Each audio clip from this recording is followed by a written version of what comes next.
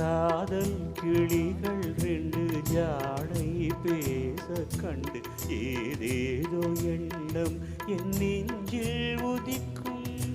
நானும் நீயும் சேர்ந்து ராகம் பாடும்போது நீரோடை போல என் நெஞ்சம் இனிக்கும்.